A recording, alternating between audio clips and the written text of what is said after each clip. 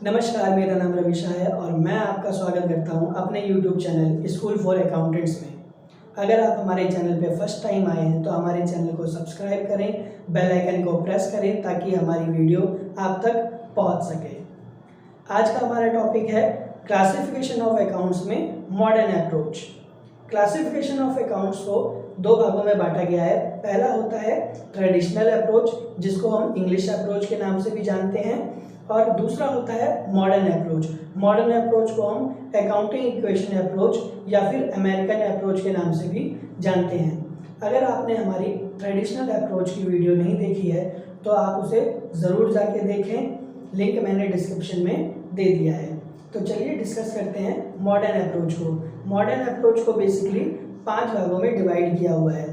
पहला होता है एसेट्स, दूसरा होता है लायबिलिटी, तीसरा कैपिटल, चौथा रेवेन्यू और पांचवा एक्सपेंस। तो चलिए हम डिटेल में समझते हैं इन सब चीज़ों को। एसेट्स होता क्या है? एसेट्स बेसिकली होता है रिसोर्सेस ऑफ एंटरप्राइजेस। अब ये क्या चीज़ होती है? ये होता है जैसे हमारा fix assets, plant and machinery, computer, furniture, office equipment, ये सब सारे हमारे क्या होते हैं? एसेट्स में आते हैं। अब एसेट्स का ट्रीटमेंट, अगर कोई हमारा ट्रांजैक्शन एसेट्स से रिलेटेड है तो हम क्या करेंगे, उसमें कैसे रिकॉर्ड करेंगे? एसेट्स अगर हमारा इंक्रीज हो रहा है तो उसे हम डेबिट करेंगे, और अगर कोई एसेट्स हमारा डिक्रीज हो रहा है तो हम उसे क्रेडिट करेंगे। अब बारी आती है लायबिलिटी अकाउंट की। लायबिलिटीज क्या होती है? लायबिलिटी बेसिकली होती है लैंडर्स ऑफ एंटरप्राइजेस। एंटरप्राइजेस के वो लोन या वो देनदारी जो एंटरप्राइजेस को एक टाइम में या आज नहीं तो कल पेमेंट करनी होती है। अब लायबिलिटीज का कैसे इफेक्ट पड़ेगा, कैसे रिकॉर्ड करेंगे? लायबिलिटी इंक्रीज हो रही है तो क्रेडिट करेंगे और डिक्रीज हो रही है तो डेबिट करेंगे। कैपिटल क्या होता है? Capital basically investment of proprietor है, यानी प्रोप्राइटर के द्वारा किया गया इन्वेस्टमेंट बिजनेस में कैपिटल कहलाता है। अब कैपिटल को कैसे हम रिकॉर्ड करेंगे? कैपिटल अगर इंक्रीज हो रहा है तो क्रेडिट करेंगे और डिक्रीज हो रहा है तो डेबिट करेंगे। नेक्स्ट पॉइंट है हमारा रेवेन्यू। रेवेन्यू क्या होता है? रेवेन्यू हमारा इनकम और गेन्स को हम कहते हैं। रेवेन्यू हम जनरेट कैसे करते हैं? रेवेन्यू हम सेल के थ्रू जनरेट कर सकते हैं, इंटरेस्ट रिसीव करके जनरेट कर सकते हैं, कमीशन रिसीव करके हम जनरेट कर सकते हैं, या अगर हमारा अर्लियर पीरियड में कभी भी बैड डेब्ट्स हुआ है और वो हमने रिकवर कर लिया है तो वो भी रेवेन्यू है, और अगर हमने किसी से डिस्काउंट रिसीव किया है तो वो भी हमारा रेवेन्यू है। अब रेवेन्यू अगर इंक्रीज होगा तो क्रेडिट करेंगे और डिक्रीज होगा तो डेबिट करेंगे। अब एक्सपेंस, नेक्स्ट पॉइंट हमारा आता है। एक्सपेंस क्या है? All expense. Expense basically expense है। ऑल एक्सपेंस और ऑल लॉसेस यहाँ कवर होते हैं। एक्सपेंस कैसे होता है हमारा? परचेज अगर हम कर रहे हैं तो हमारा एक्सपेंस है, किसी को इंटरेस्ट पे कर रहे हैं तो हमारा एक्सपेंस है, कमीशन की पेमेंट कर रहे हैं तो हमारा एक्सपेंस है, अगर कोई हमारा बैड डेब्ट्स हो गया तो हमारा एक्सपेंस है, अगर हमने किसी को डिस्काउंट अलाउ किया है तो हमारा एक्सपेंस है। अगर एक्सपेंस इंक्रीज होता है तो हम उसे डेबिट करते हैं, और एक्सपेंस अगर डिक्रीज होता है तो हम उसे क्रेडिट करते हैं।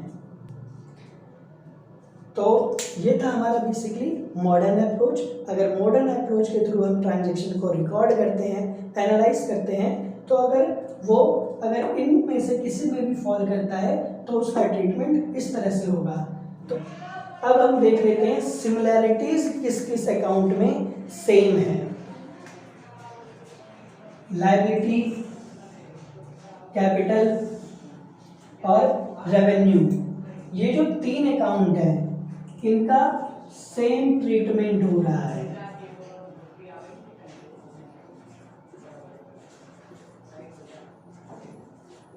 सेम ट्रीटमेंट हो रहा है। ये तीनों अगर इंक्रीज हो रहे हैं तो क्रेडिट हो रहा है और डिक्रीज हो रहे हैं तो डेबिट हो रहा है। वैसे ही एसेट्स और एक्सपेंस का सेम ट्रीटमेंट हो रहा है। अगर एसेट्स हमारा इंक्रीज हो रहा है और एक्सपेंस भी हमारा इंक्रीज हो रहा है तो दोनों को हम डेबिट करते हैं, और एसेट्स अगर हमारा डिक्रीज हो रहा है, एक्सपेंस भी हमारा डिक्रीज हो रहा है, तो दोनों को क्रेडिट करते हैं। इन शॉर्ट लायबिलिटी, कैपिटल और रेवेन्यू का सेम ट्रीटमेंट है और एसेट्स और एक्सपेंस का सेम ट्रीटमेंट है। आप इसे इस तरीके से याद कर सकते हैं। तो चलिए अब हम इसे एक एग्जाम्पल के थ्रू समझते हैं। तो सबसे ऊपर हम टॉप पे लिखेंगे एनालिसिस ऑफ ट्रांजैक्शन, क्योंकि हम ट्रांजैक्शन को एनालाइज कर रहे हैं।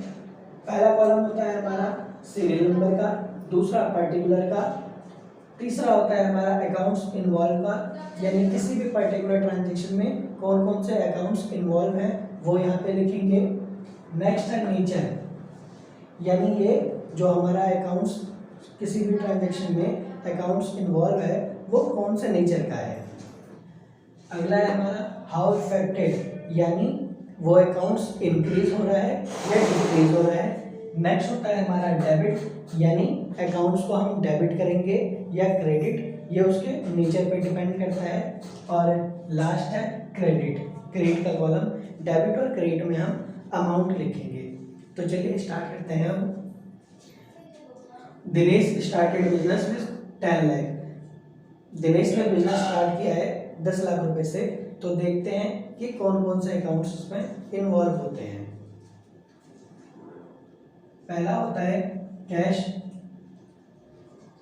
क्योंकि दिनेश ने बिजनेस स्टार्ट किया है तो वो 10 लाख रुपए बिजनेस में लेकर आया है। और सेकंड जो होता है हमारा अकाउंट वो होता है कैपिटल का।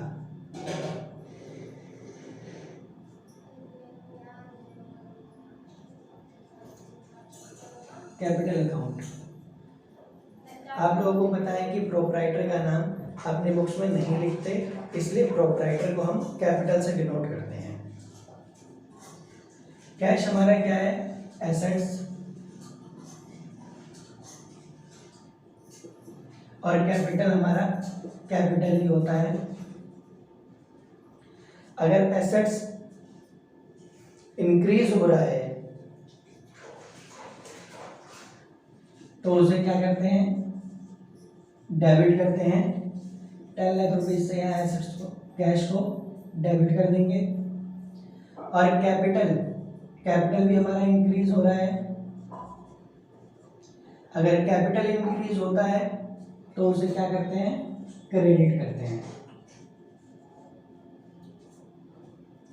नेक्स्ट पॉइंट है हमारा borrow from Naresh of ₹2 lakh, यानी 2 लाख रुपए नरेश से बोरो किए। तो इसमें कौन कौन से अकाउंट्स इन्वॉल्व होंगे, इसमें नरेश से बोरो किए हैं तो हमारा कैश इंक्रीज हो जाएगा और नरेश के लिए फर्म की लायबिलिटी इंक्रीज हो जाएगी। तो पहला है इसमें कैश और दूसरा नरेश अकाउंट। अब कैश हमारा इंक्रीज हो रहा है बोरो करने से, कैश हमारा एसेट्स होता है और नरेश क्या है हमारे लिए, लायबिलिटी। बोरो किया है हमने नरेश से तो कैश हमारा क्या हो रहा है, इंक्रीज, और नरेश के लिए हमारी लायबिलिटी भी इंक्रीज हो रही है। तो कैश अगर इंक्रीज होगा, यानी एसेट जब इंक्रीज होता है तो डेबिट करते हैं, 2 लाख रुपए से डेबिट कर देंगे। और नरेश की लायबिलिटी, नरेश के लिए हमारी लायबिलिटी इंक्रीज हो रही है तो हम इसे क्रेडिट कर देंगे, क्योंकि जब लायबिलिटी इंक्रीज होती है तो हम क्रेडिट करते हैं। अब नेक्स्ट पॉइंट है हमारा cash deposited into bank. Bank में अगर कैश डिपॉजिट करेंगे तो क्या होगा, कैश हमारा डिक्रीज हो जाएगा और बैंक बैलेंस हमारा इंक्रीज हो जाएगा। बैंक अकाउंट और कैश अकाउंट। बैंक हमारा क्या है, बैंक हमारा एसेट्स है और कैश हमारा क्या है, कैश भी हमारा एसेट्स है। एसेट्स इंक्रीज होता है तो क्या करते हैं हम डेबिट करेंगे 1,00,000 रुपए से, और एसेट्स डिक्रीज होता है तो क्या करते हैं हम क्रेडिट करेंगे 1,00,000 रुपए से। अब नेक्स्ट पॉइंट हमारा आता है cash withdrawal for office use. अगर हमने कैश विड्रॉ किया है ऑफिस यूज के लिए तो इसमें क्या होगा, इसमें होगा कैश हमारा इंक्रीज हो जाएगा और बैंक बैलेंस हमारा डिक्रीज हो जाएगा, क्योंकि अगर विड्रॉ किया है तो इसका मतलब है कि हमने बैंक से ही विड्रॉ किया होगा। तो पहला अकाउंट कैश इन्वॉल्व है और दूसरा बैंक। कैश हमारा एसेट्स है और बैंक भी हमारा एसेट्स है। कैश इंक्रीज हो रहा है तो हम इसे डेबिट कर देंगे 50,000 से, और बैंक बैलेंस हमारा डिक्रीज हो रहा है तो इसे क्रेडिट कर देंगे 50,000 से। नेक्स्ट पॉइंट है हमारा cash withdrawal for personal use. इसका मतलब है कि प्रोप्राइटर ने कैश को विड्रॉ किया है अपने पर्सनल यूज के लिए। तो यहाँ कौन कौन से अकाउंट्स इन्वॉल्व होंगे, इसमें होगा एक ड्राइंग जो कि कैपिटल को रिड्यूस करता है, और दूसरा होगा कैश क्योंकि यहाँ प्रोप्राइटर कैश लेके गया है।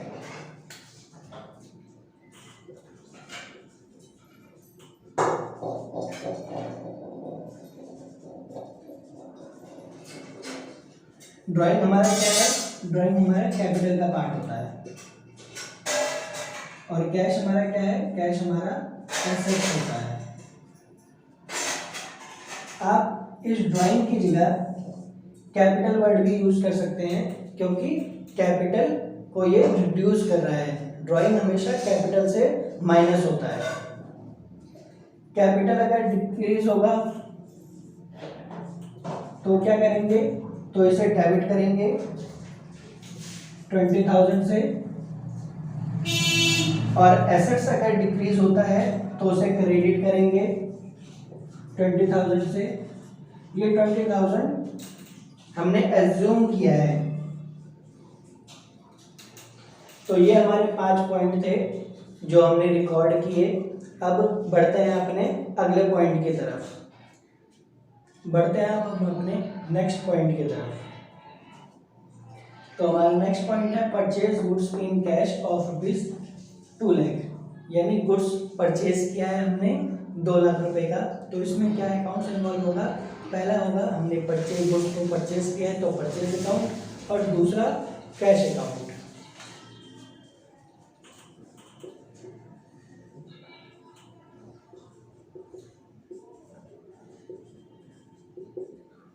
परचेज हमारा क्या है, परचेज हमारा एक्सपेंस नेचर का है, और कैश हमारा एसेट्स नेचर का है।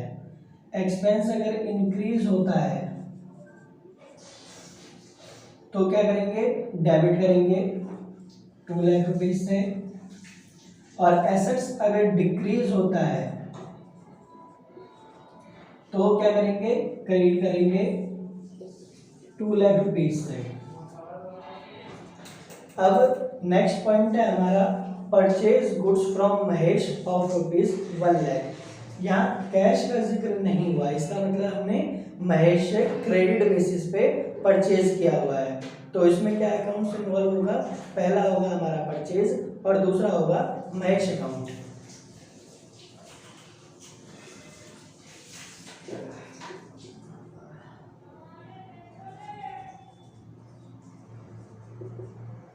परचेज हमारा क्या है, एक्सपेंस नेचर का है, और महेश क्या है, लायबिलिटी है, क्योंकि जब हम गुड्स को परचेज करेंगे क्रेडिट पे तो हमारी लायबिलिटी क्रिएट होती है महेश के लिए। एक्सपेंस इंक्रीज होगा तो क्या करेंगे, डेबिट करेंगे 1 लाख रुपीज से, और लायबिलिटी अगर इंक्रीज होती है तो क्या करते हैं, क्रेडिट करते हैं 1 लाख रुपीज से, नेक्स्ट पॉइंट है हमारा cash paid to Mahesh of ₹50,000, यानी ऊपर जो हमने 1,00,000 का माल परचेज किया है महेश से, अब हम उसकी पेमेंट कर रहे हैं 50,000। तो इसमें क्या होगा, तो इसमें अकाउंट्स इन्वॉल्व होगा, पहला महेश का अकाउंट और दूसरा कैश, क्योंकि हम कैश पे कर रहे हैं।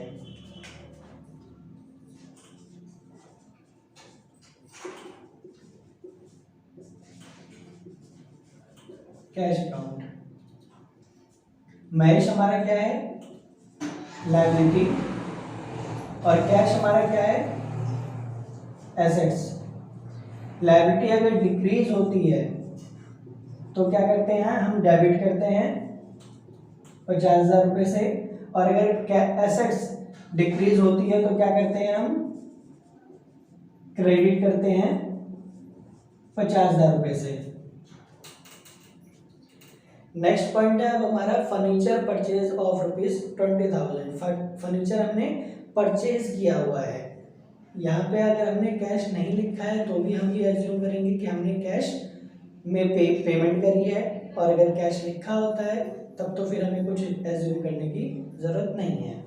तो पहला हमारा इसमें अकाउंट इन्वॉल्व होगा फर्नीचर का, क्योंकि फर्नीचर हमने परचेज किया है, और दूसरा होगा हमारा कैश अकाउंट, क्योंकि हमने कैश में पेमेंट करी है। फर्नीचर हमारा क्या है, एसेट्स, और कैश हमारा क्या है, ये भी है हमारा एसेट्स। फर्नीचर एसेट्स जब इंक्रीज होगा, फर्नीचर हमने परचेज किया है तो हमारे बुक्स में फर्नीचर इंक्रीज हो गया है, और एसेट्स जब इंक्रीज होता है तो हम करते हैं डेबिट, 20,000 से डेबिट कर देंगे, और एसेट्स जब डिक्रीज होता है तो हम इसे क्रेडिट करते हैं, तो कैश को हम क्रेडिट कर देंगे 20,000 से। हमारा computer purchase from Mahesh of ₹50,000, यानी कंप्यूटर हमने महेश से परचेज किया हुआ है, और यहाँ पे कैश का कोई जिक्र नहीं है, तो हम ये एज्यूम करेंगे कि हमने महेश से क्रेडिट में परचेज किया हुआ है।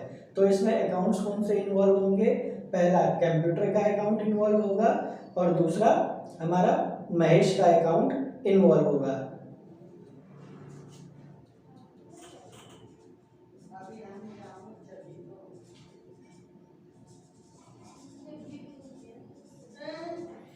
कंप्यूटर हमारा क्या होता है, कंप्यूटर हमारा एसेट्स होता है, और महेश क्या है हमारा, महेश हमारा लायबिलिटी है, क्योंकि हमारी लायबिलिटी क्रिएट होती है क्रेडिट परचेज करने से, तो महेश हमारा लायबिलिटी में आता है। और एसेट्स जब इंक्रीज होता है, यहाँ हमने कंप्यूटर परचेज किया है तो हमारा एसेट्स इंक्रीज हो जाएगा, और हमने क्रेडिट में परचेज किया है तो महेश के लिए हमारी लायबिलिटी भी क्या होगी, इंक्रीज हो जाएगी। जब एसेट्स इंक्रीज होता है तो क्या करते हैं, डेबिट करते हैं, 50,000 से डेबिट करेंगे, और जब लायबिलिटी इंक्रीज होती है तो हम क्रेडिट करते हैं, तो महेश के अकाउंट को हम 50,000 से क्रेडिट कर देंगे। तो बढ़ते हैं हम अपने नेक्स्ट पॉइंट की तरफ। नेक्स्ट पॉइंट है हमारा sale sold goods to Sonu in cash of ₹3 lakh. अब यहाँ देखेंगे, यहाँ सोनू का भी जिक्र है और कैश का भी जिक्र है, तो अब हमें ये डिसाइड करना है कि हमने ये कैश में बेचा है गुड्स को या क्रेडिट पे बेचा है। जिस भी ट्रांजैक्शन में कैश वर्ड आएगा उसमें हम पर्सन को, नाम को इग्नोर कर देंगे, क्योंकि हमने कैश में सेल किया है तो हमें किसी भी पर्सन के नाम से कोई फर्क नहीं पड़ता, क्योंकि हम सोनू के नाम को कहीं भी रिकॉर्ड नहीं करेंगे। तो इसमें अकाउंट्स कौन से इन्वॉल्व होंगे, पहला होगा कैश अकाउंट और दूसरा होगा सेल अकाउंट।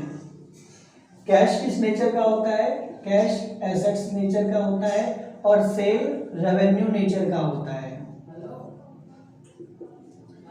कैश अगर इंक्रीज होता है, जब हमने सेल किया है तो सेल करने से हमें कैश रिसीव होगा, इसका मतलब कैश इंक्रीज हुआ है, और हमने सेल किया है तो रेवेन्यू भी हमारा इंक्रीज होता है। अगर एसेट्स इंक्रीज होता है तो हम डेबिट करते हैं और कैश को हम डेबिट करेंगे 3 लाख रुपए से।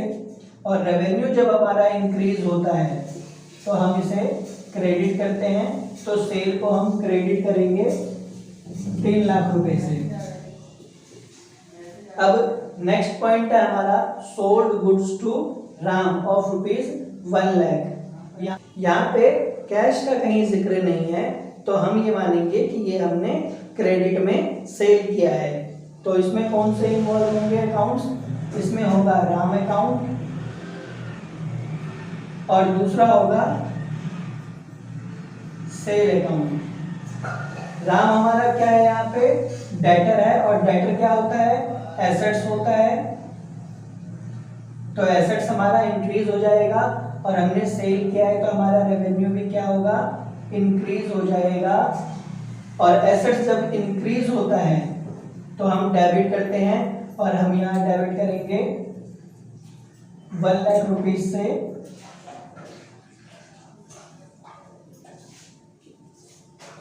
और रेवेन्यू जब इंक्रीज होता है तो इसे क्या करते हैं, हम क्रेडिट करते हैं, तो क्रेडिट कर देंगे 1 लाख रुपीज से। नेक्स्ट पॉइंट है हमारा कि हमने कैश रिसीव किया है राम से। तो राम से हमने किस चीज के पैसे रिसीव किए हैं, हमने ऊपर वाले ट्रांजेक्शन में राम को गुड्स सोल्ड किया था, तो उसके पैसे की अब रिकवरी हो रही है। तो इसमें क्या अकाउंट्स इन्वॉल्व होगा, पहला होगा कैश अकाउंट क्योंकि कैश हमें रिसीव हो रहा है, और दूसरा होगा राम्स अकाउंट। राम हमारा क्या था, यहाँ पे राम हमारा डेटर है, और डेटर एसेट्स होता है। और कैश भी हमारा क्या होता है, कैश भी हमारा एसेट्स होता है। एसेट्स इंक्रीज हुआ है यहाँ पे कैश, क्योंकि हमने कैश रिसीव किया है, और राम ने हमें पैसे दिए हैं जो हमने गुड्स सोल्ड किया था। तो राम क्या हो रहा है, यहाँ पे डिक्रीज हो रहा है। तो कैश अगर इंक्रीज हो रहा है तो इसे हम डेबिट करेंगे 1 लाख रुपीज से। और राम डिक्रीज हो रहा है, राम का अकाउंट, तो हम इसे क्रेडिट करेंगे 1 लाख रुपीज से। अब नेक्स्ट पॉइंट है हमारा salary paid to staff of ₹1 lakh. हमने सैलरी पे करी है 1 लाख रुपए, तो इसमें कौन से अकाउंट्स इन्वॉल्व होंगे, पहला होगा सैलरी का और दूसरा होगा कैश का।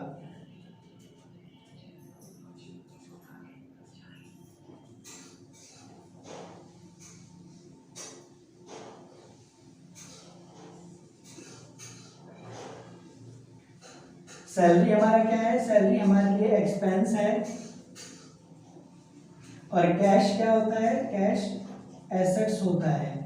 जब सैलरी हमने पे करी है तो एक्सपेंस है, तो एक्सपेंस हमारा क्या हुआ है, इंक्रीज हुआ है। तो हम इसे क्या करेंगे, डेबिट करेंगे सैलरी के अकाउंट को। और कैश हमने पे किया है तो एसेट्स हमारा डिक्रीज हो रहा है, तो हम इसे क्या करेंगे, क्रेडिट कर देंगे 1 लाख रुपीज से।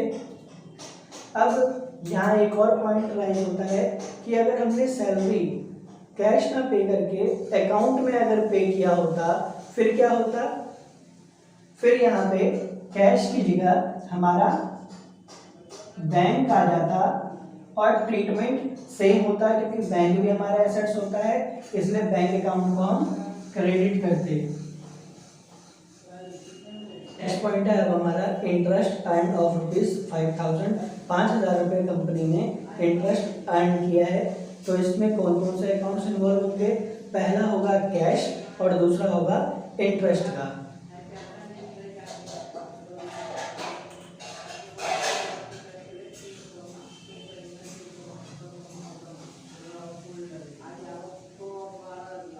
कैश हमारा क्या है, कैश हमारा एसेट्स होता है। और इंटरेस्ट क्या है, इंटरेस्ट हमारे लिए रेवेन्यू है। अगर और यहाँ पे कैश क्या हो रहा है, कैश हमारा इंक्रीज हो रहा है क्योंकि हमने रिसीव किया है। और रेवेन्यू क्या है, रेवेन्यू भी हमारा इंक्रीज हो रहा है। अब कैश अगर इंक्रीज होगा तो हम क्या करेंगे, डेबिट करेंगे 5,000 रुपये से, और अगर रेवेन्यू हमारा, इंटरेस्ट हमारा इंक्रीज हो रहा है तो हम यहाँ पे क्रेडिट कर देंगे। अब सेम चीज होती है, अगर हमने इंटरेस्ट कैश नहीं, अगर बैंक में रिसीव किया है तो यहाँ पे बैंक आ जाएगा, और ट्रीटमेंट का सेम होगा क्योंकि बैंक भी हमारा एसेट्स होता है, और बैंक बैलेंस इंक्रीज हो रहा है तो हम बैंक बैलेंस को, बैंक अकाउंट को डेबिट करेंगे 5,000 रुपये से। तो ये सारे पॉइंट थे, ये ट्रांजेक्शन थे जो मैंने आपको मॉडर्न अप्रोच के थ्रू रिकॉर्ड करना सिखाया है। अगर मेरी वीडियो आपको पसंद आई हो और मेरी मेहनत आपको अच्छी लग रही है तो हमारे आगे की वीडियो देखने के लिए हमारे चैनल को ज़रूर सब्सक्राइब करें, वीडियो को लाइक करें और वीडियो को ज़्यादा से ज़्यादा शेयर करें। और हमारे लिए, हमारी टीम के लिए आपके क्वेरी और आपके सजेशन दोनों ही बहुत ही वैल्यूएबल हैं, तो आप ज़रूर हमें कमेंट बॉक्स में बताएं कि हमारे वीडियो को हम कैसे इम्प्रूव कर सकते हैं, या और भी अगर आपको कोई डाउट है या आपको क्वेश्चन पूछना है तो आप हमसे कमेंट बॉक्स में कमेंट करके पूछ सकते हैं।